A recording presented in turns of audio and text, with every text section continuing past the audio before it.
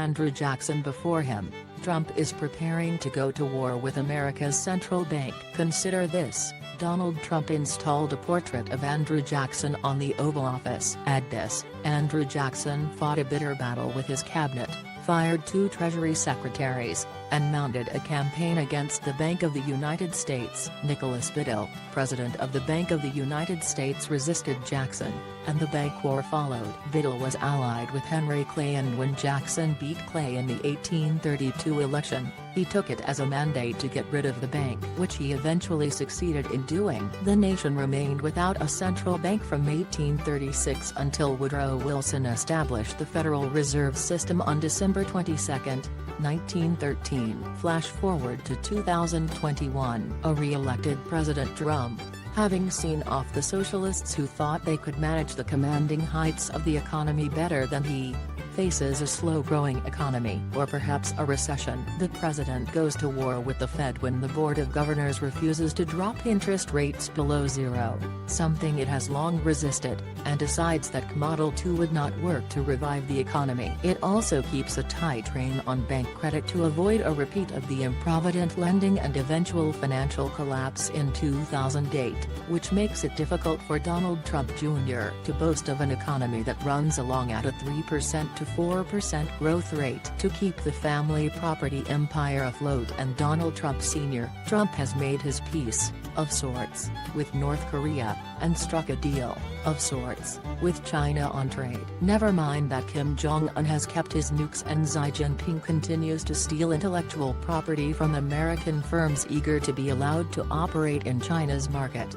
A win is a win if I say it is, proclaims Trump. At a mass rally, which always gets the president's adrenaline flowing, he decides that he needs a new enemy, and escalates his attack on the Fed and its chairman, Jay Powell, because Trump has decided he cannot fire Powell and is reported to have told Powell during a phone call, "I'm stuck with you." The president will instead, he announces, get rid of his Secretary of the Treasury, Steve Mnuchin, who recommended Powell for the job. In his place he appoints Stony Brook University professor Stephanie Kelton, the face of MMT, modern monetary theory, which holds that a country with its own currency can print as much money as it needs until inflation takes off, at which point Congress can raise taxes or cut spending.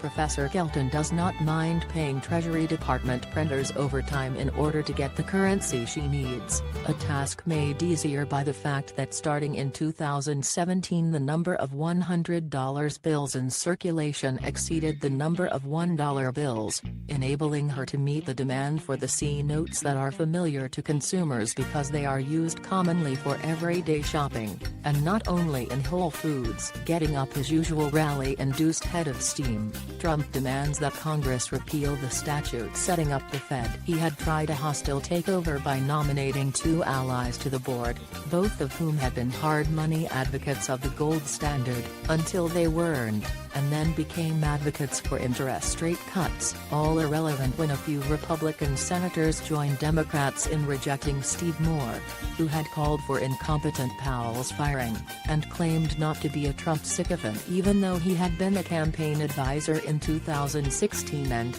like the president, came to demand that the Fed cut interest rates by 0.5% immediately. The matter of a few $100,000 in missed childcare and alimony payments returned more to the Heritage Foundation. The Senate then treated Herman Cain, the second nominee, in similar fashion because years earlier several women had accused him of unwanted sexual attentions. It did Cain no good to deny the charges, and as an added inducement for senators to approve his appointment point out that he was joined at the hip with Trump, favoring a lethal electrified fence on the Mexican border and insisting that claims that the globe was warming as poppycock. The takeover having failed, Trump decides to rid himself of the meddlesome Fed by pointing out that back in 2018 he was right and the Fed was wrong about where interest rates should be set, as Powell tacitly admitted by canceling some interest rate increases planned for 2019 in favor of patience. Why rely on his ability to jawbone the Fed? Trump reasoned, when it would be possible to give him the power to set rates, no central bank needed. Besides, the whole idea of a central bank is to turn the economy over to elitists, a coup that disenfranchises the populist masses. Yes, the government does business through the bank, but it could do such banking business as it has with state banks, located in states that went Republican in 2020. Given that power, Trump promises that he would lower interest rates, to applause from small businesses, students knee-deep in debt, homeowners with variable rate mortgages, the Treasury burdened with interest payments on the massive national debt that resulted from the Trump tax cuts, and Donald Trump, Jr. At a signing ceremony held in the Oval Office under the portrait of Andrew Jackson, Trump adds control of monetary policy to his control of fiscal policy. Congress does as told, oops, as asked. He then replaces the Jackson portrait with one of Franklin Delano Roosevelt and begins planning for a rally at which he can mount an attack on the 22nd Amendment to the Constitution. That's what we said about his campaign for the Republican nomination. Fanciful,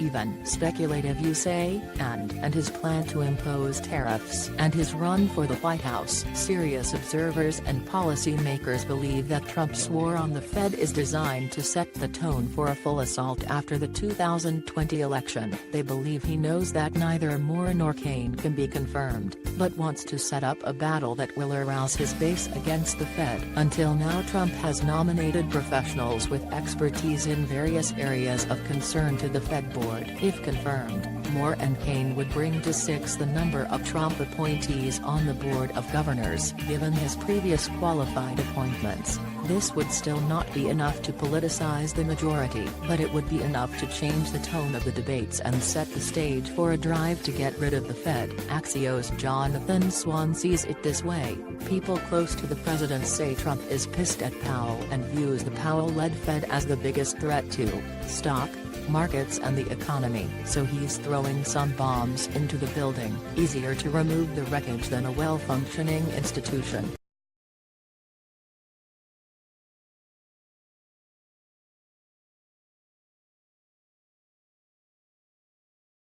Yeah.